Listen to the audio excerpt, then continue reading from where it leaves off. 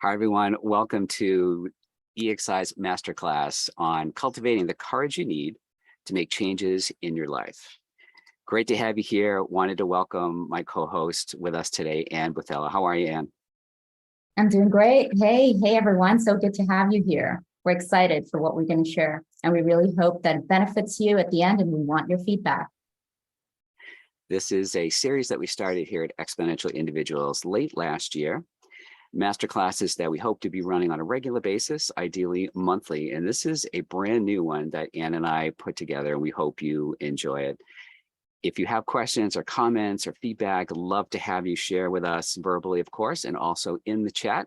We do have some time scheduled towards the end for answering additional questions as well. But if anything can't wait, that's what the chat is for.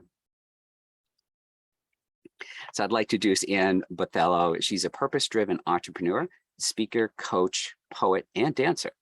She focuses on building initiatives that serve in upgrading society's concept of well-being and wealth. These include Boston EXO, Exponential Individuals, of course, and Unit Network. She has over 14 years of experience holding senior leadership roles in the online marketplace arena, real estate industry, and the advertising industry.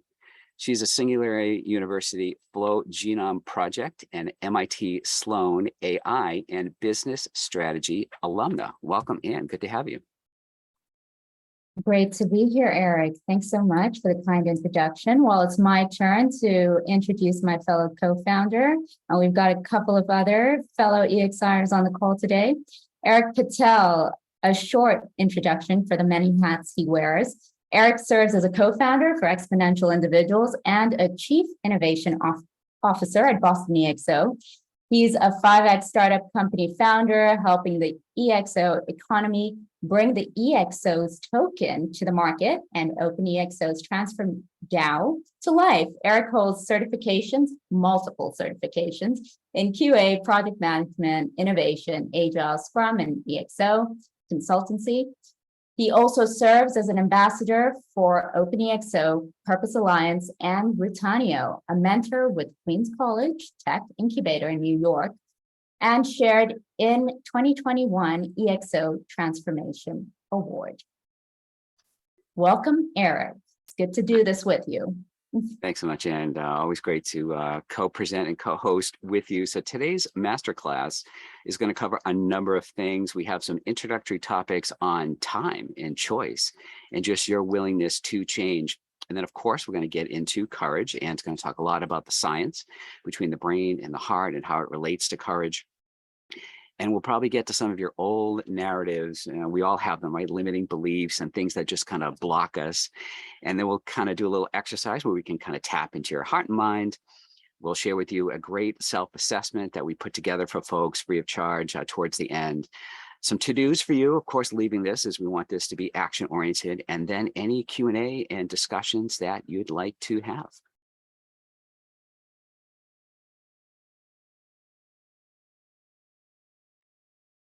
All right, so I'm going to start this off with the daunting question that often haunts us. And I think it's important that we ask ourselves this question and shake our ground every now and then when we're living our life, which is how much time have we got left? There is one common thread between all of us, which is our common inevitability. And the common truth of life, ironically, is death. And so there's a saying, Socrates used to live the philosophy of memento mori. Memento mori means remember that you will die. And it's not really in a morbid way. It's in a way to revitalize your senses in the moment so that you live more fully in the present moment. So for a moment, right, I want you to just calculate. Just do the math right now. If you have your little iPhone there, if you have your little search bar on your Mac, I want you to think about, if you were to live an average life expectancy, if whatever number you think the average life expectancy is, right? So for me, I calculated 75 years, But hopefully with everything that's going on in the world with longevity, science, and all the tech to back it up, yeah, we might stretch it to 120, 150. We may be able to freeze our memories and recreate ourselves. But really, in this vessel that we're in right now, how long have we got? And I want you to think about it in the perspective of weeks. And so I did it for myself. I did it for myself while we were putting this talk together.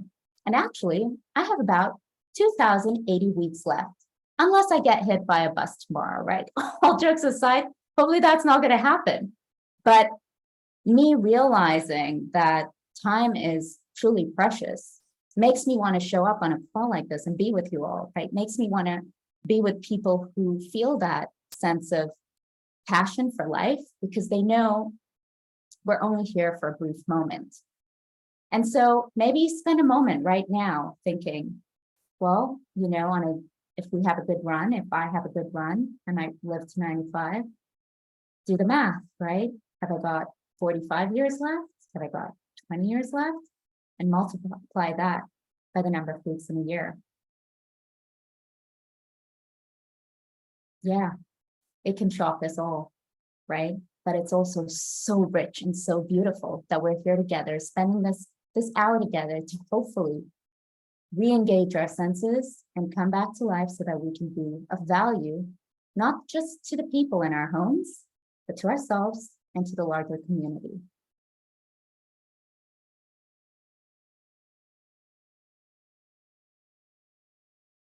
Now, there was a study done by a doctor named Dr. Vago, and he actually worked with several monks in Harvard. And the study actually looked at the science of the way the brain processes memories and moments. And so he really wanted to get to the crux of how many moments does the brain process every minute? A minute has 60 seconds, right? And every half a second, our brain has the capacity to take in sensory input, make sense out of it, and store it. And most of the time, we're not consciously aware of, you know, what we're taking in or necessarily know, right, the outcome of a sensory input that we're getting. Our brain's processing it in the background based on past memories, past moments in our life. And if we were to really think about the number of moments in a minute that our brain processes, that's 120 moments in a minute that our brain processes, which means we have 120 moments in a minute where we can interrupt the processing and consciously create the output, which means really, we have 120 moments to change what we're choosing in life. And now, obviously, we aren't going to be on over-processing thinking drive, which we will get to later in this talk, because that's only going to be detrimental to our mental health. But to really, really absorb the idea that we have unlimited opportunities to choose differently in a moment is fundamental to any human being starting or beginning the transformation journey. Just to remember that is how we can start to take steps in a direction that serves us better. We will be sharing the video of that talk in a follow-up email after our session. So the question really comes down to the willingness to question your ways. And as I mentioned, you know, we're processing so many thoughts and we're storing them. A lot of that is done subconsciously until we really become conscious about, okay, I'm having a sip of water. This is replenishing my system. This is good for me. This is hydrating, grateful in the moment, right? This is conscious drinking of water, for example. That's just an example, right? But now, if there's something in your life that you feel you're hitting a wall against, or you feel there could be more, your heart's telling you there could be more, well, the baseline question you need to ask yourself is, are you open and willing to question your ways. Because unless you are, nothing's going to change.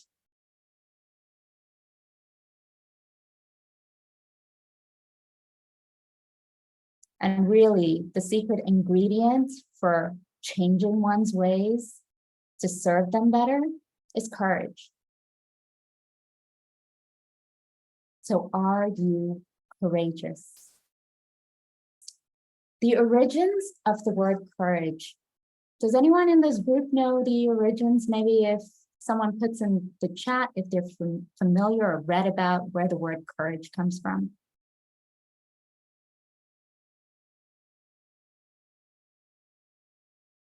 Anyone? All right. The first records for the word courage actually stem back to the 1200s, and it comes from an old French word. And I'm probably brutally pronouncing this word wrong, but courage and cœur, which really means heart. So ultimately, courage really stems from the heart. And there's so many stories and folklore tales that speak of how courage stems from the heart.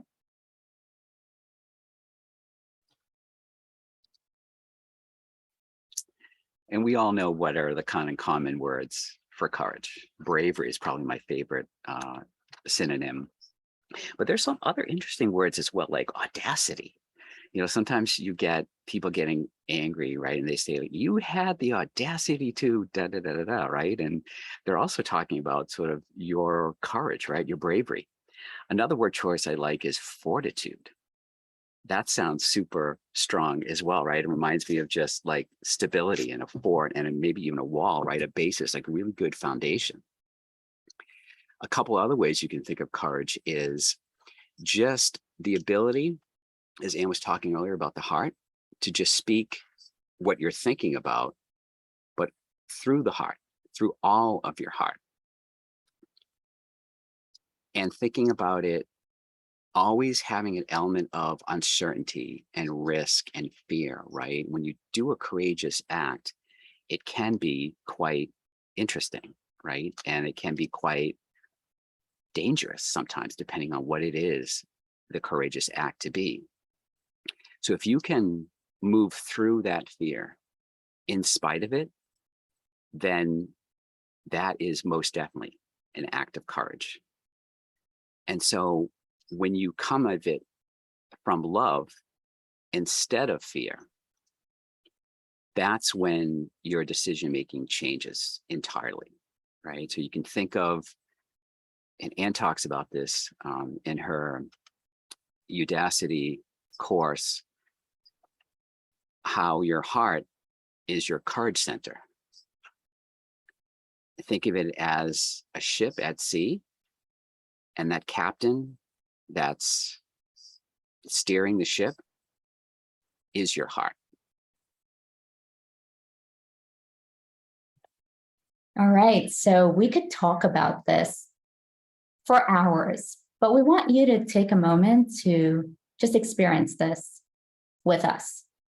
So I invite everyone on the call to just take their right hand and place it on their heart.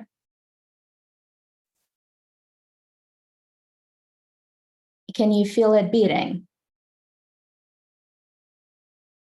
Of course you can. This is what keeps you alive. It pumps blood to your entire body and allows everything in your body to stay alive. Yet we underrate it. We have put so much focus on the mind, we've forgotten the heart. And this is where courage lives. And so now that you've placed your hand on your heart, you can leave it there if it feels comfortable, or you can put your hand back down on your lap. But I'd like you to close your eyes and just for a moment, do this stillness exercise with me so that you can experience your heart for a little while. I'd like everyone to take a deep breath. So that's 5 seconds on the inhale and 5 seconds on the exhale. I'd like you to repeat it 3 more times. And as you do this, know that your brainwave state is slowing down. It's becoming more receptive to my voice, and it's becoming more receptive to creative energy that surrounds you and lives within you.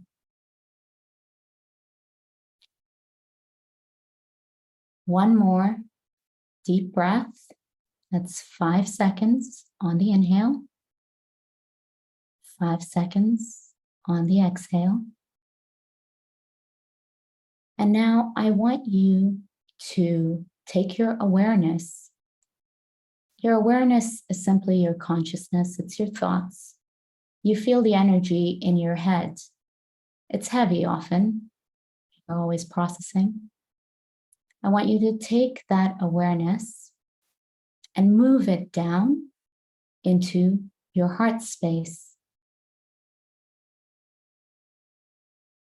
And I want it to just sit there at the base of your heart for the next 60 seconds. As you do this, I want you to remember that your purest essence is love,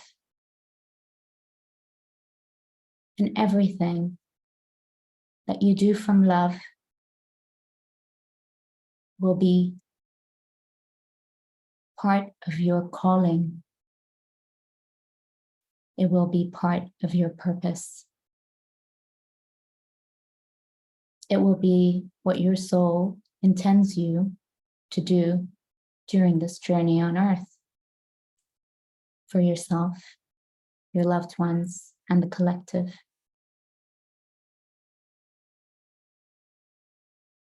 I want you to feel into that heartbeat, that beautiful, beautiful heartbeat.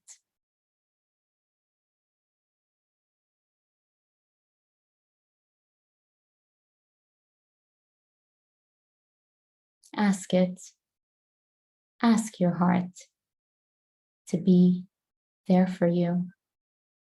Ask your heart to guide you, to give you the answers you need, to activate the courage you need to make all the choices to shift your life for the better, an abundant life, because you are deserving.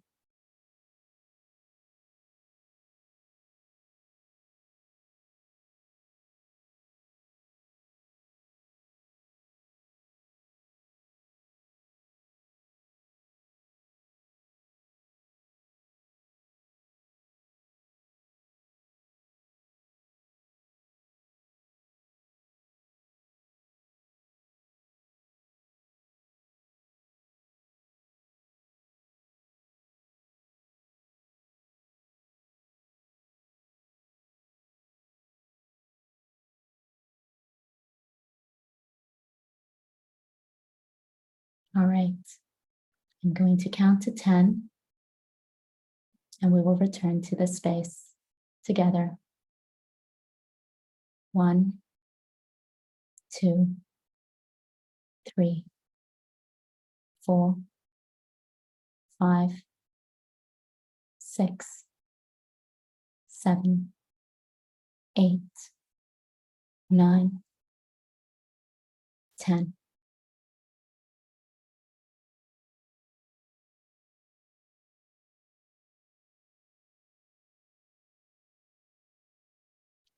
What you just did in this moment, scientifically,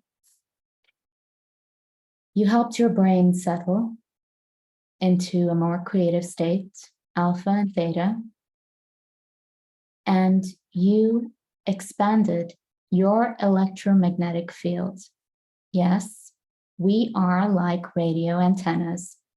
Just like a cell phone sends messages to another cell phone, our field that is actually created right from our heart space can reach out 3 feet away from our body. And this is research collected and data collected. There's tons of data collected by the HeartMath Institute that shows that when we live more in coherence, is the word they use, which is a state of equilibrium in our body, where our body is actually physiologically are performing optimally. In that moment of coherence, our electromagnetic field is at maximum capacity and we emit love. It's just so beautiful. That's why when you walk into a room, you can feel people's energies. We always say that, oh, I get a bad vibe, or that person just feels, a little dark, and you feel like you may want to help them. And then you can feel other people when they're just radiating love. We can feel it. We may not need the science, but some of us need the science because we've got that left brain that needs answers and data to prove things, right? Well, this is some great research that's been done, and we're actually going to be sending you the research by HeartMath Institute in the follow-up email so you can read some of it for yourself. If you move over to the next slide, if we go to the next slide, you'll be able to see that heart rhythm patterns actually change depending on the emotion we're feeling, right? So you can feel it in your body, but the data shows it as well, meaning your heart actually is incoherent. The rhythm, the rate, the way it fluctuates is different from when you are feeling the more uplifting feelings like coherence, appreciation, love, courage, right? There's a different sense to it. You don't even need the data for it, but there is a different sense, a different feeling to it. But here we have data that proves it, right? If we're living in frustration, anxiety, worry, irritation, our heart rhythm, our heart coherence, that's actually the right terminology, our heart coherence is not going to be healthy. And what actually happens is that affects our brain. This is why they always say you make poor decisions, when you're pissed off or something really has bothered you. And that's why they say, oh, go for a walk, calm yourself down, right? We know these things, but it's actually what's happening in our body is causing us to make bad decisions. And if we go back to the root of what keeps us, all the other organs functioning well, what keeps us coherent, come down to the heart, which is something that we truly believe that people should consider as their guidance system to making the right decisions in their life, and of course, leading a healthier life.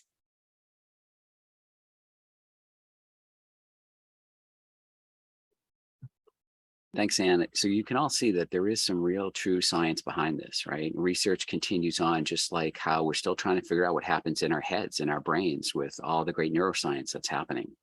It's a piece of a puzzle that we're still putting together. Bringing it back to today's topic of conversation about courage. And this is a hard question to ask. What's limiting you? What's holding you back? Why are things the way they are now with you? You may know the answer to this question already with some areas of your life. Other areas, maybe not so much. Certainly not without perhaps taking some time out for yourself, by yourself, to do work on yourself, and moving, as we just did a few minutes ago, from your head space to your heart space. But it's a good question to ask on a regular basis so that you can, among other things, heal, get better, get stronger, get back on track. Your limiting beliefs could be all kinds of different things. This slide illustrates just a few of perhaps some of the same experiences you've had. Imposter syndrome, weaknesses that are overcoming your strengths, self-doubt, self-pity, sadness, confusion, despair, the list goes on. This diagram is an example sketch of something you may want to do, especially if you're more kinesthetic, pen to paper. It does help to write and draw things out on occasion, even though you may not be very artistic. That's okay. It's good to sometimes get it out of your head to where you can actually see it. And so take a moment and just maybe read a few things on this slide. And as you're thinking about certain things, maybe you will be able to identify some root causes. And what are some of these beliefs that you have? Just things you've been thinking about. And some of these beliefs you might be in your person and in your body and in your mind and in your generational line for a long, long time. But this is how you start to try to figure out what's holding you back.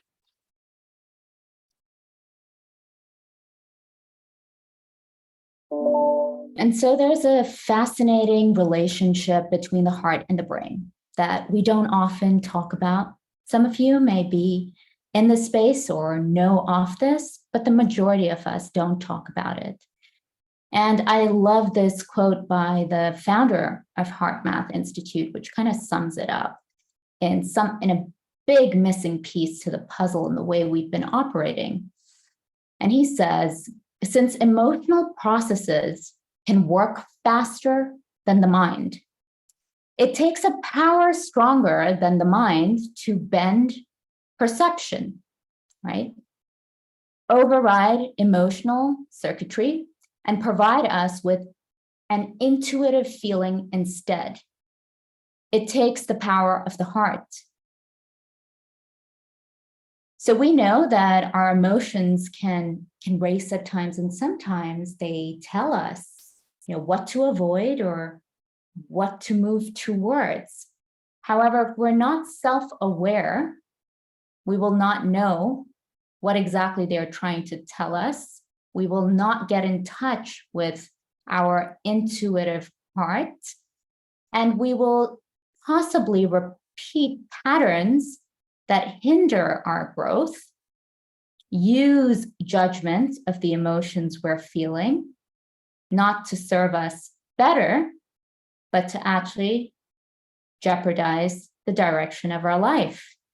And so what he's really saying here is, let's sit with our emotions and not neglect them and not make it seem as though they are second-rated and living in the analytic mind, right? Oh, you've got to be rational. I think a lot of us have come from, time in corporate, and a lot of us on this call are running their own businesses. And yes, we need to be rational. We need to use our left brain. This is a beautiful, powerful tool.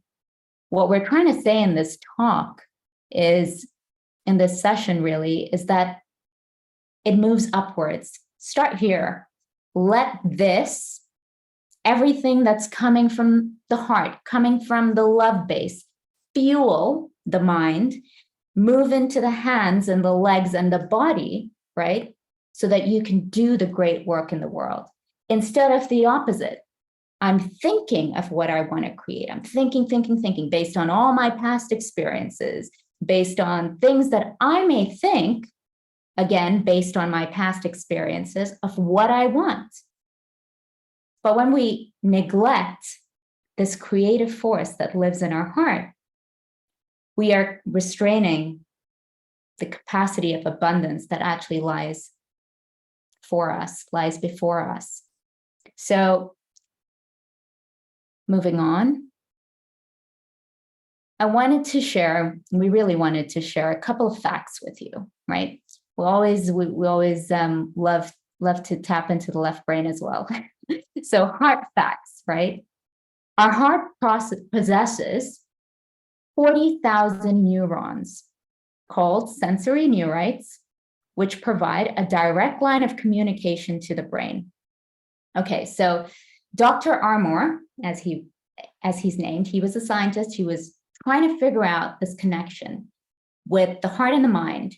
And in 1991, which is quite a while back now, he discovered that the heart has a little brain.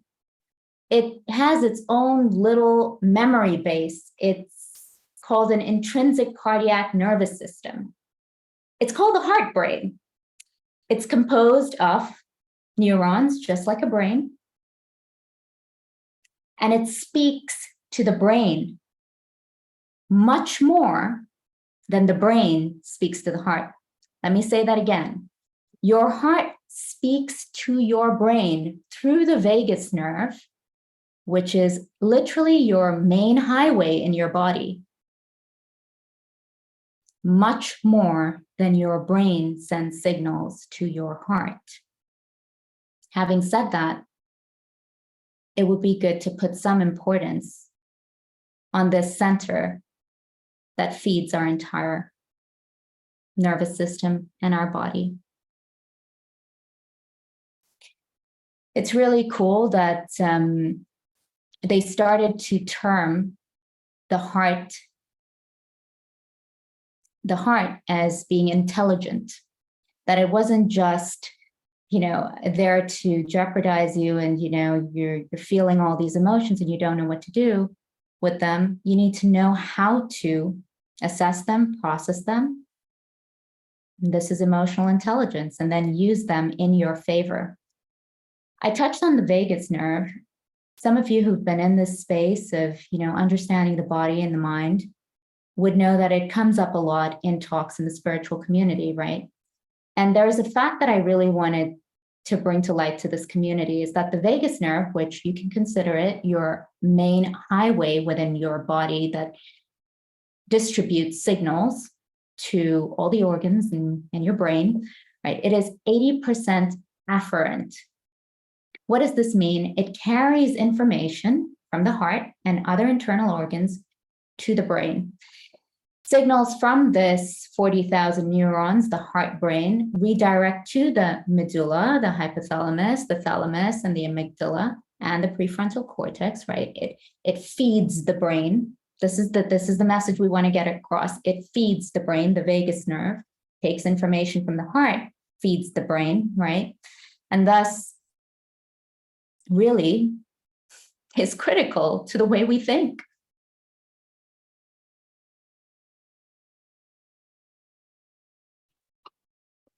So hopefully you see now the connection, right, between what maybe, especially in Western culture, is very left-brained, mind-centric, right, as opposed to feelings and emotions and the heart and all that. And there's an absolute connection between the two. What we'd like to do now is another exercise.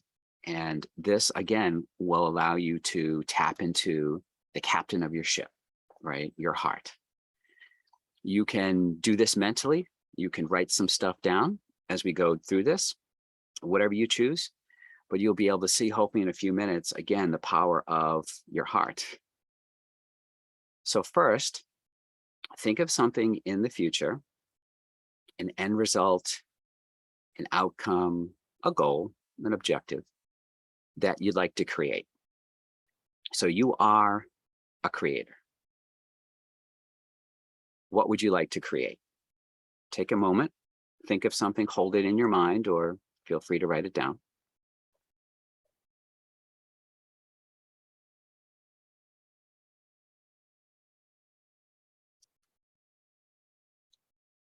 And this can be in any area of your life, right? So love, work, energy, or vitality, whatever you feel comes to your heart first is where you focus. So now that you have something in the future that maybe isn't present yet, you don't see it yet, you don't have it yet, you haven't experienced it yet, Now for the second step, we want to, again, as we've previously done, is to connect to your heart and you allow yourself to be present. So in doing so, I would invite you to sit comfortably. You could have your hands palm up on your lap and close your eyes.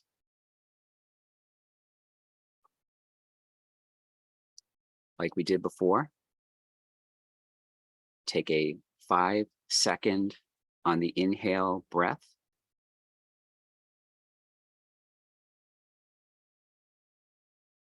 And 5 seconds on the exhale.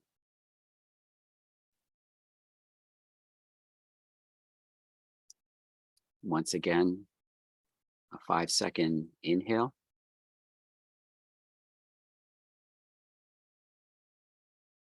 And a 5-second exhale.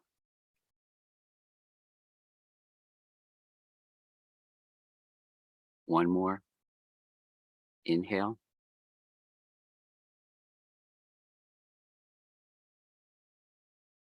And exhale.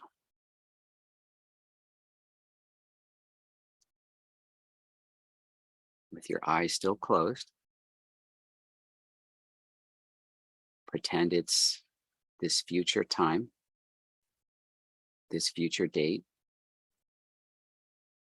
and now the end result that you've written down or have in your mind is now present. It has come true. Take a moment to see what that looks like, hear what that sounds like,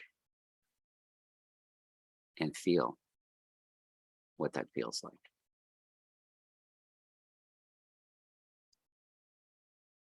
Live the future moment right now.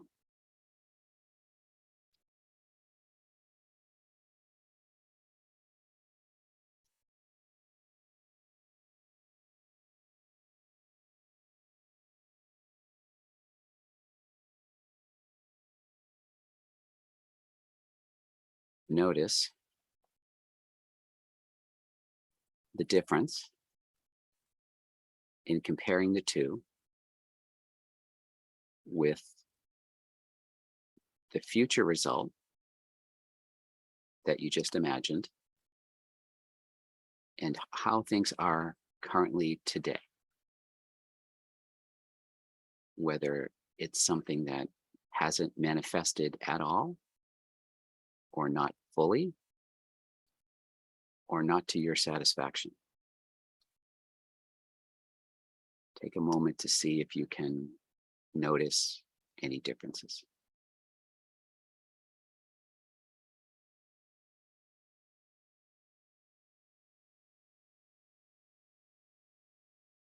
As you're doing this, stay open to any and all thoughts, feelings, or emotions that may arise.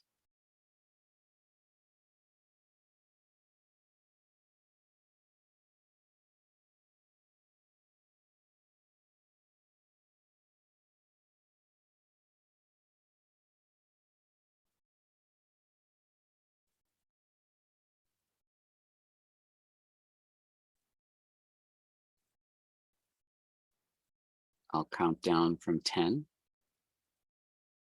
When I count to 1, you may open your eyes. 10, 9, 8, 7, 6, 5, 4, 3, 2, 1.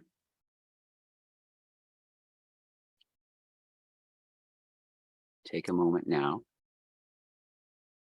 and write down what you received as we went through this.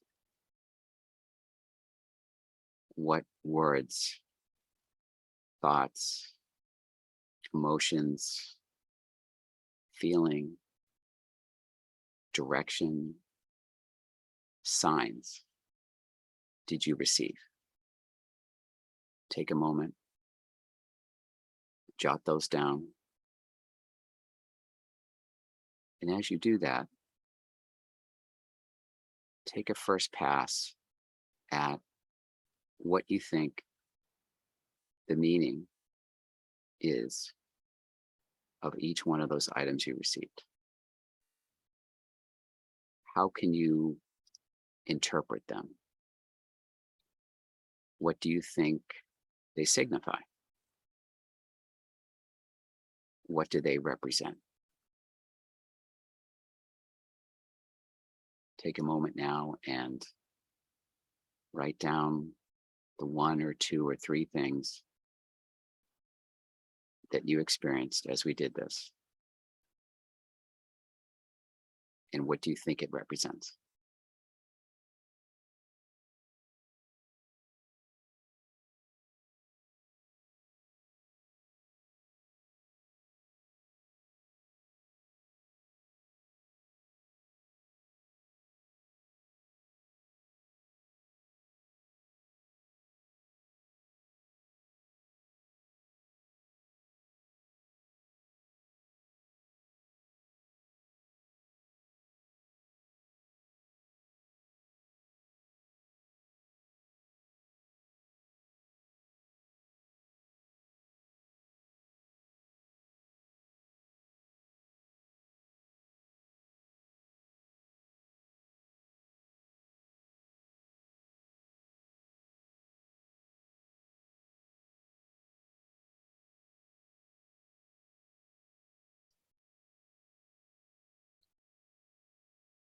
This exercise we did is called the wisdom process. And it's from a book called You're Not Broken. And it's something that you can do anytime you like when trying to determine a path to a future result by tapping into your courage center and listening, as we did earlier, to your heart.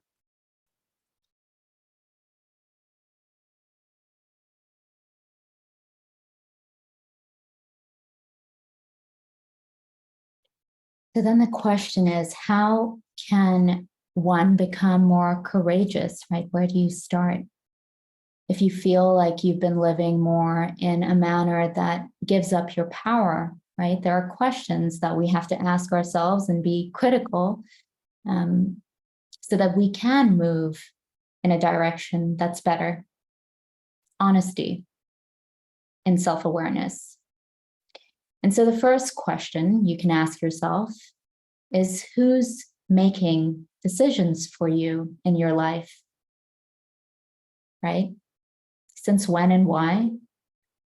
Is it possibly that you're giving your power away? It could be a situation at work. It could be another co-founder. It could be a relationship that you have at home. Are you being honest when you answer someone, when they ask you a question? Are you being honest when you say, yes, I want to do this? Is it a hell yes, I want to do this? And if it's not, what are you feeling and why are you feeling it? And for how long has it been going on? So one of the things we recommend, and we will be sharing a guide with you in the follow-up email, is to look at life, and you could do it in multiple ways, divide your life in multiple buckets, but we put together the guide to break it down into love, work, and energy. And when you look at these three arenas, you can start to question yourself. How am I not being courageous to evolve myself in these arenas to a place, as Eric kind of guided you through that exercise, the wisdom process, that place that you would like to be, or you feel you're deserving of when you sit and live in your heart? Why is it? that it's not like that, right? And so realizing where you're giving your power away starts by asking questions like this and being brutally honest with yourself. Who's making decisions for you, since when and why? Are your decisions made out of love or fear? Is it a fear-based reaction to something that's triggering you? If it's not you that's making the decisions for yourself that you're satisfied with, why is that the case? We have to compromise. Life is about that. But knowing when we're compromising, knowing when we're being conscious of the decisions we take is how we live a more fulfilled life. But when we just give our power away without taking stock of why we're doing it and not exercising or activating that courage that lives within each one of us, we can't get over the fence. So a foundational question that you can ask yourself is, what is the next best step? If you were to ask your heart, what is the next best step for me to take so I can overcome something? What would your heart, your intuitive self tell you? And you need to get quiet to listen. You need to get still to drown away all the noise. You know, and some people find that even through going for a run, right? If you get anxious by sitting still, go for a run, clear your mind. Find something that can help you sit more in your body, feel your heartbeat. This is what opens up creative pathways to give you the answers you need to help you tap into your courage center. And there are so many good resources out there for those of you that want something a little bit more tangible, hands-on. I think some of you may be familiar with the work from Brené Brown. And I read this book last year, and it's really good. I was reading it, and it's always great, right, when you can relate to something. And all the different scenarios she talked about and instances of her just being brave and courageous, and really just the challenges that she has for you in the book are just phenomenal. It's a really great, fun read. In addition, Brendon Burchard wrote a book years ago called High Performance Habits, and came up with a planner that you could use literally every day. And I've been using this planner every day since it's come out for the last 4-ish years. Habit 6 of 6 is demonstrate courage. And I can tell you objectively with my own self ratings where I started out and where I am today. And it's a world of difference. And it's not just with habit 6, but it's actually with all the other 5 habits as well. But sometimes when you are reminded and are diligent and roll up your sleeves and do the work, like with other results you've had in life, you can get great outcomes. And for those of you that really want to work this courage center, this is a great tool that I think will definitely help you do that.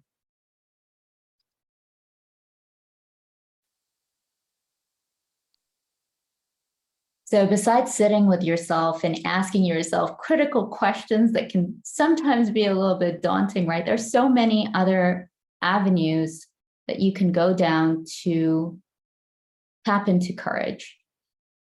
And tapping into courage means finding a way to live in and through your heart. So, for example, experiment, right? Experimentation. What is it that can calm you down? Because you need your brainwave states to be in a creative space. You need your heart to be coherent, as I showed you in one of those graphs early on. When your heart is coherent, it's healthy. like actually physically, it is healthy, meaning your physical body is better off, right? What can you do to get into that space where your mind is relaxed and your heart is activated? This could be running, this could be yoga, this could be stretching, this could be meditation, this could be transcendental meditation, this could be talking to your soulmate, this could be going for a walk with a friend, walking a dog, petting a cat, playing with your kids, right? Do more of what can get you in a space to be more receptive to your intuition and open up that courage center that is there within all of us. Ann and I will just touch upon a few of these on the slide here. One of my favorite ones here is in the center bottom, it's surrender. Michael Singer wrote a book years ago called The Surrender Experiment. And it's almost like an autobiography about his life, and very much starting out being a religious, meditative, spiritual person, and then shifting to the corporate world. And it's a great screenplay for a movie, for sure. And I won't spoil it for you, but the notion here of surrendering, going with the flow of life, accepting the now, being in the moment, being present,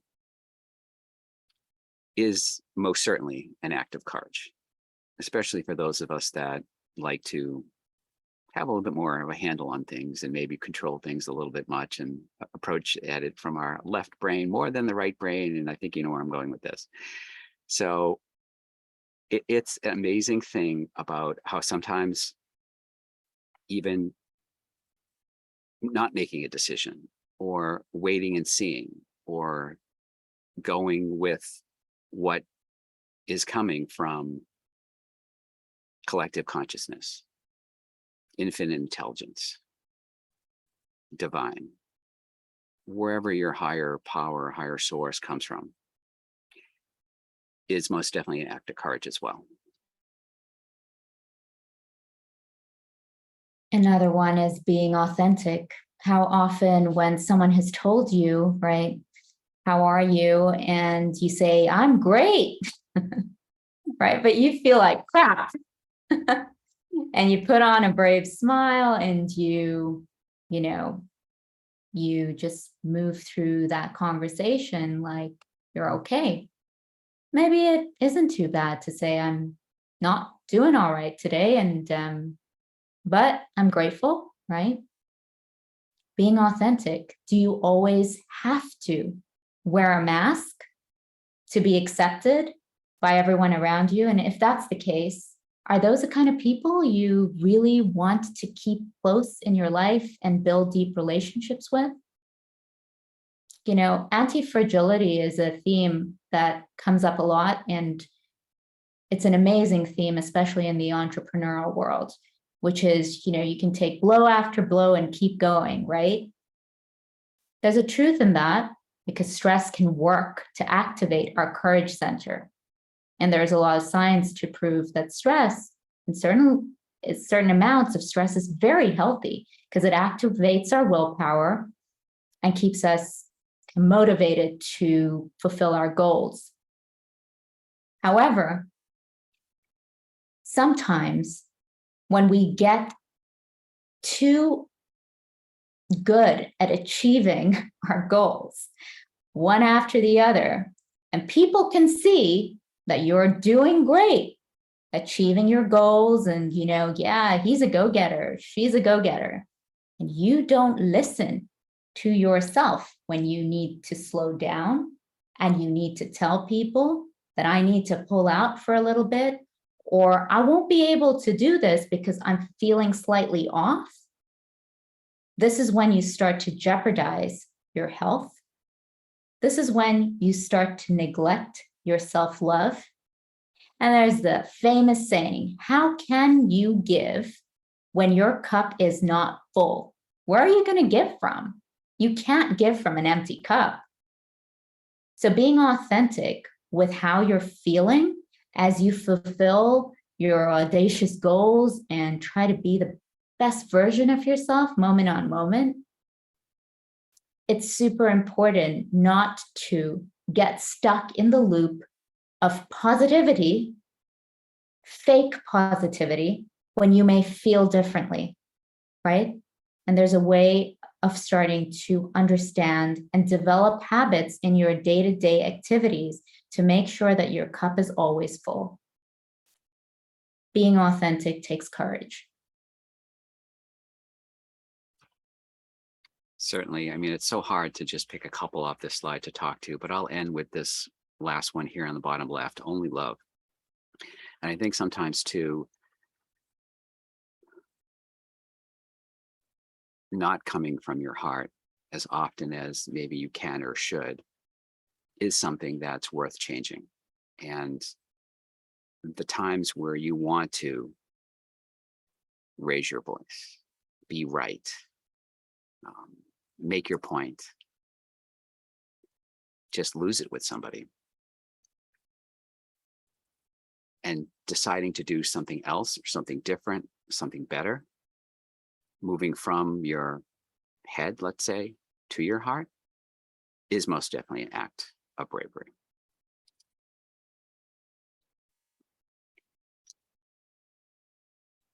So if you feel you have within you, and you do, the power to change, make your life better, to improve, help and serve others, does that make you extraordinary? Do you think that common, everyday, ordinary people can do amazing things? I hope that you can think that, because most certainly they can. And what about you? You. Are you extraordinary? Think of all the amazing things that you've thought of, felt, experienced, and have done in your life. And I think you have your answer. And just to add to that, doing extraordinary things is not only the accolades you receive and the success stories you have, right? It's you doing the work, the inner work, the healing, taking time out to love yourself so that you can love everyone else better, right? That's extraordinary. Right? It's not just about getting the funding round or being able to grow a massive team, or that stuff is great, but also give yourself credit when you take care of yourself and you do the inner work to actually open up the capacity you have to tap into the infinite possibilities to live a fulfilling life.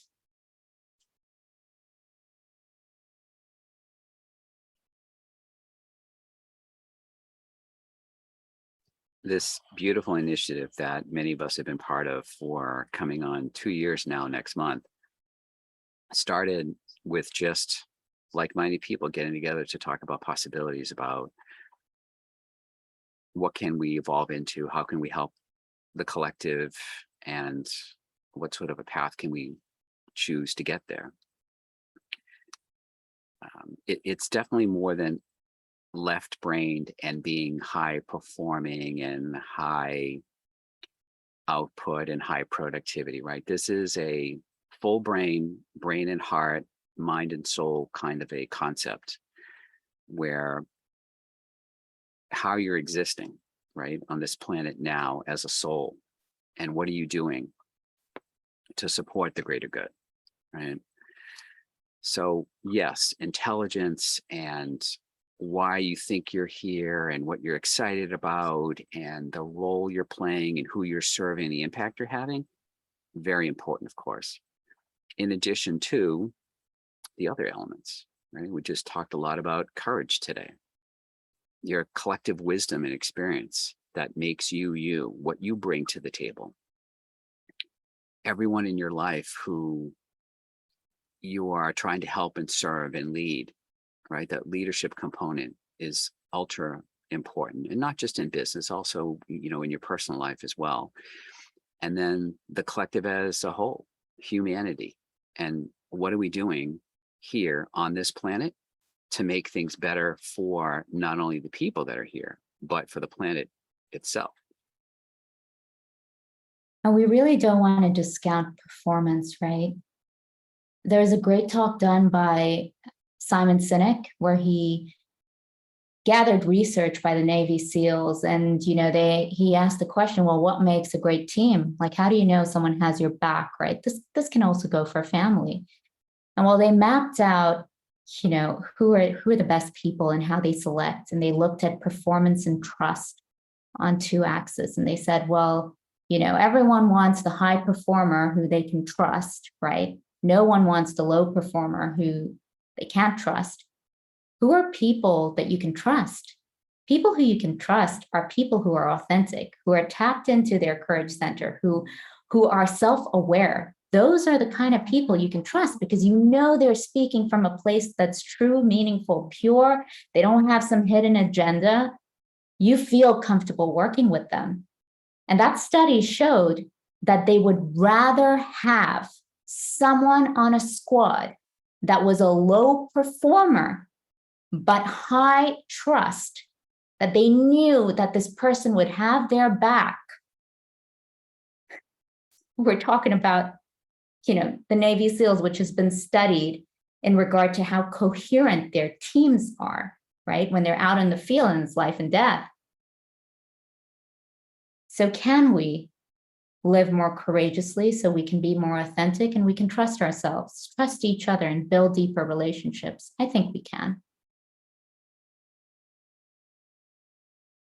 So we're going to be sending you the self-assessment guide. We had actually sent it to our community before the new year, which is a 7-day journal, and you can map out different areas of your life. The 3 areas, as mentioned earlier, is like work, love, and energy, but you can map out how you're doing and rate yourself, and then put down some action items in regard to what is that next step you can take to better something that you want to evolve into in that aspect of your life. So we're hoping it serves you well, and we'd love your feedback once you do receive it via email.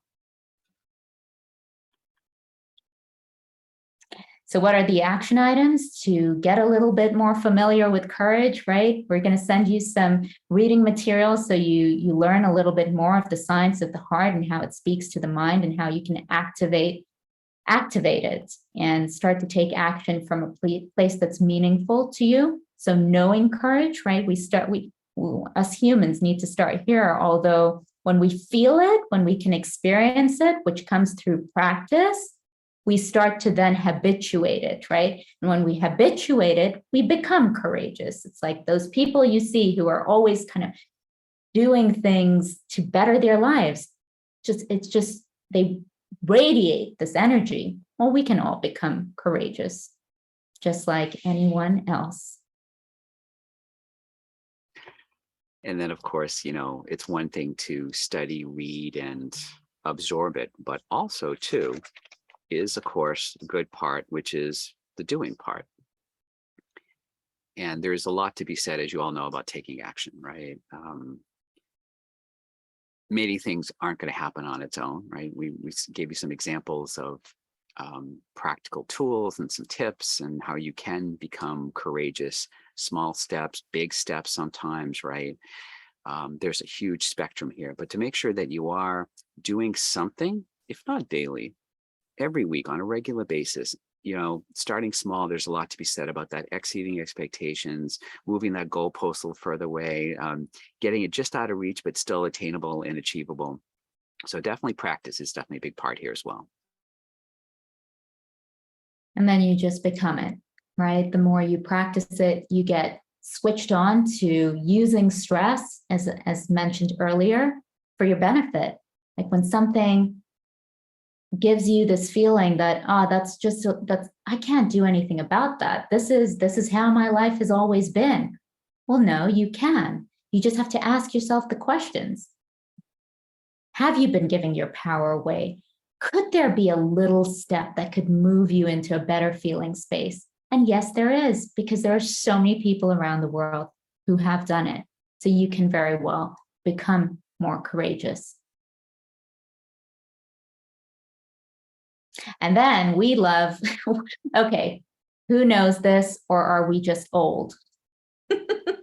So this is a picture from The Wizard of Oz, right? And everyone knows, well, whoever did watch it, and if you didn't, we'll kind of give you a little backstory, right? The lion in The Wizard of Oz was cowardly, called a cowardly lion. He lost his heart. He didn't have his courage center, right? And so just look at EXI as Dorothy giving everyone a hug here and giving ourselves a hug here. Our courage centers try to activate the love within us so that we can make the changes we want in our life, right? We're all capable of it. We just have to turn it on. Right. So like, as we've discussed, we are pretty amazing individuals after all, and we all have it within us. And sometimes it's just finding the courage to access it. All right. So wanted to just see if folks have additional thoughts and comments and questions. We've been monitoring the chat throughout today's discussion as well. Ann and I will be here to hang out for a little bit as well. And wanted to again see what thoughts you have. Are you feeling a little bit more now courageous, like you actually want to go out and do something, which we hope you do?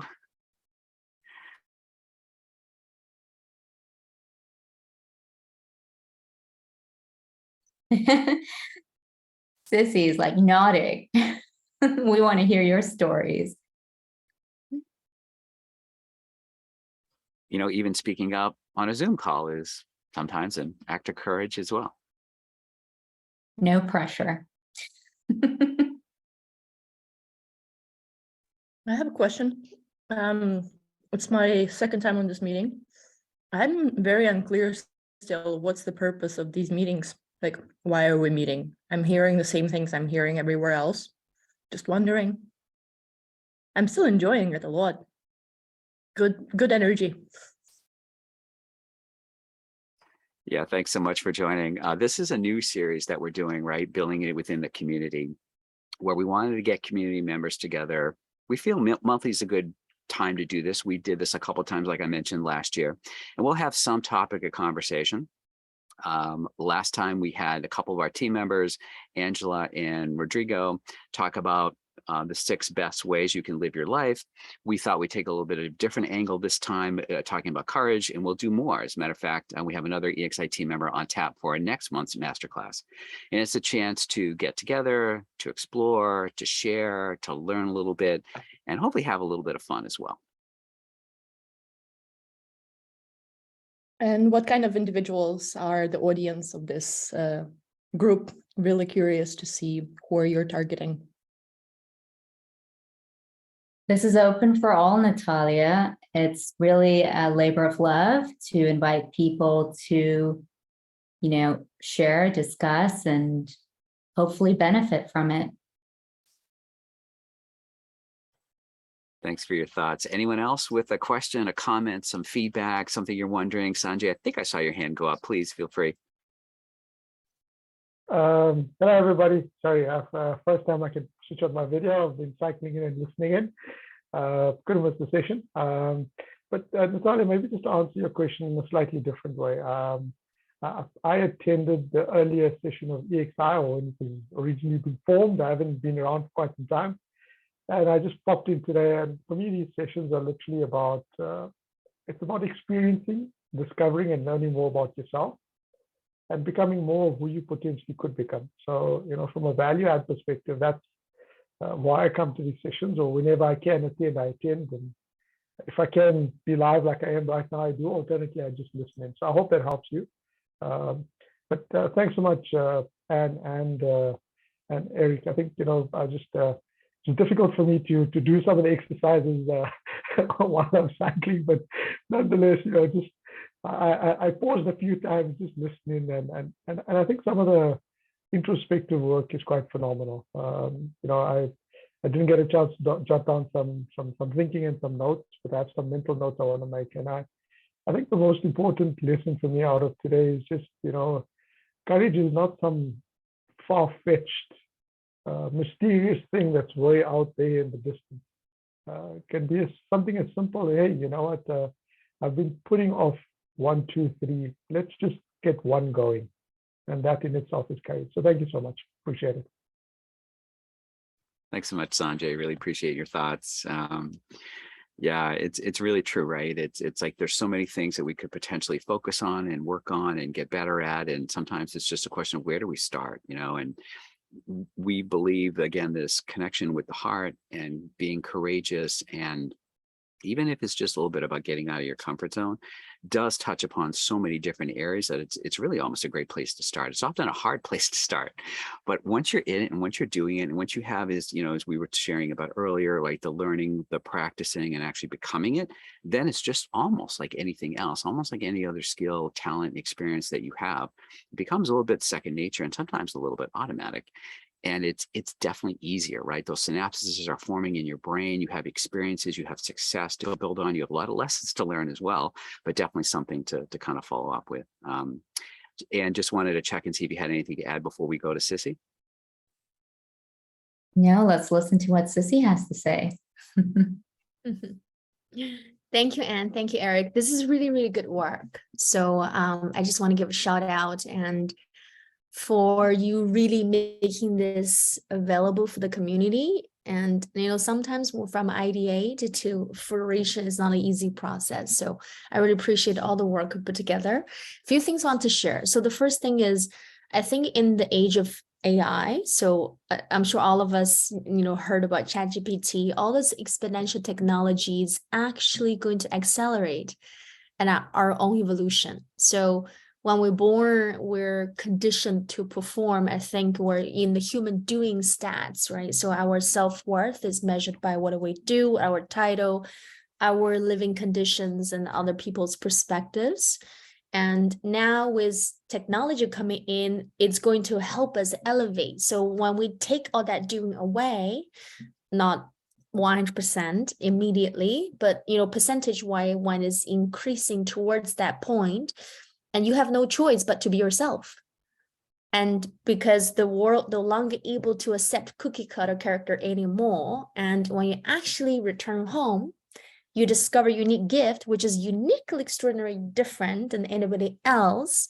So either you do is, actively now, intentionally, purposely, or you will be pushed to a position you have to do it passively, and you probably don't want to do that until the technology come into your face to say, I'm sorry, job will be replaced completely.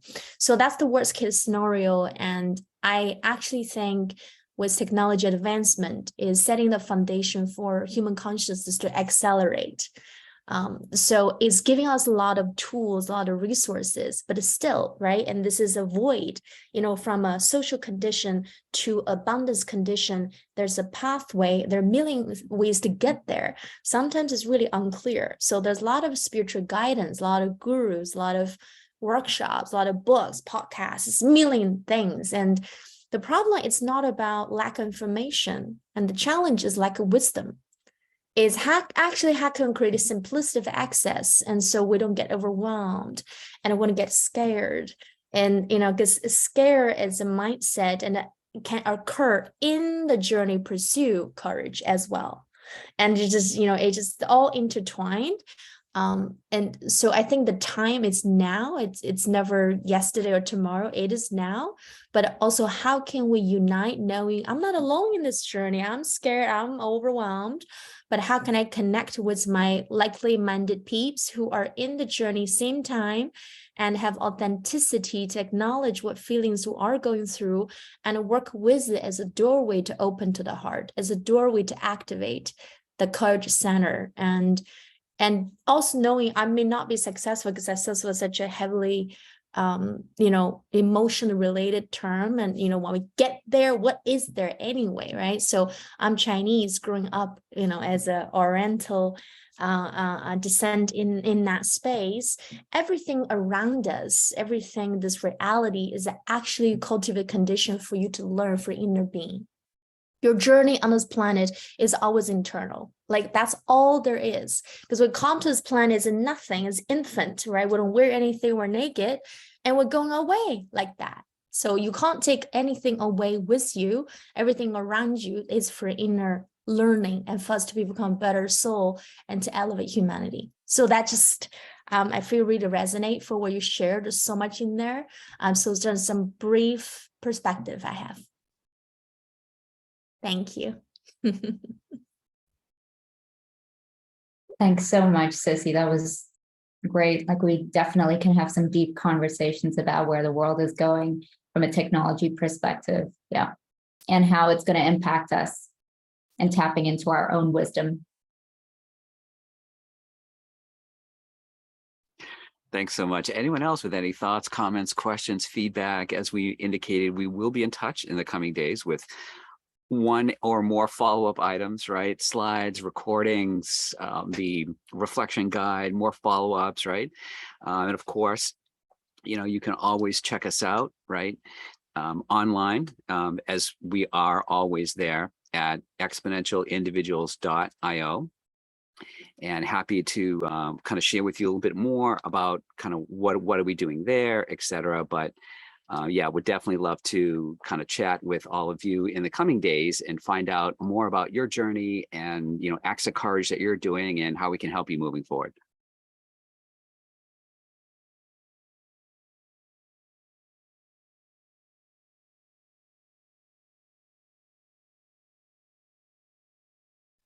Other thoughts, other questions, comments, feedback?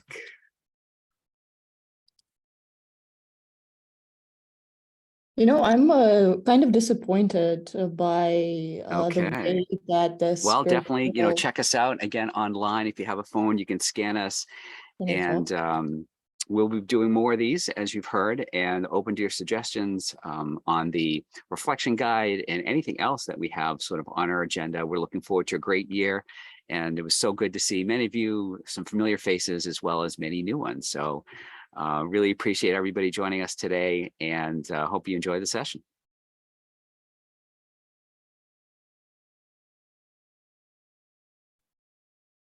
Thanks, everyone. Take care.